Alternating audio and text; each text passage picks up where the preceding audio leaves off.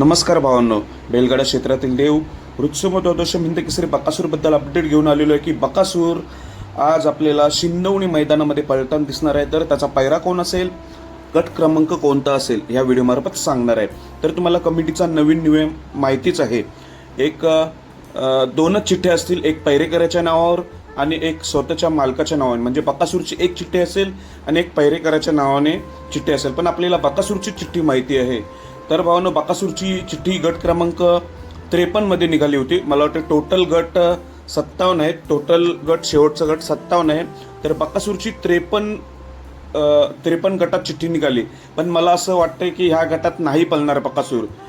पैरेकराच्या नावावर जिथे चिठ्ठी असेल त्या चिठ्ठीत पळू शकतोय. म्हणजे पैरा कोण आहे, तर पैरा भावांनो समजतोय पक्षा 9920. तुम्ही इन्स्टा आयडी काढू शकताय.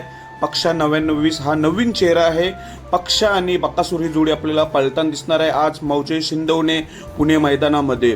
तर पक्षाची जिथे चिठ्ठी नोंदवली असेल ज्याच्या नावाने त्या गटात पळू शकतो आपला बकासूर. तर बकासूरच्या नावाने तर 53 गटात चिठ्ठी तर आहे, पण कमिटीचा नवीन आहे. एक पैरेकराच्या नावाने चिठ्ठी आणि एक स्वतःच्या नावाने चिठ्ठी. त्यामुळे बकासूरची चिठ्ठी 53 आणि पक्षात जिथं चिठ्ठी असेल ती कमेंटद्वारे तुम्ही नक्कीच कळवा. पक्षा 9920 ची चिठ्ठी कुठे निघालेली आहे त्या गटात सुद्धा असू शकतो. तर आजच्या मैदानात शिंदवणी मैदानात बकासूर आणि पक्षाला खूप साऱ्या शुभेच्छा. धन्यवाद.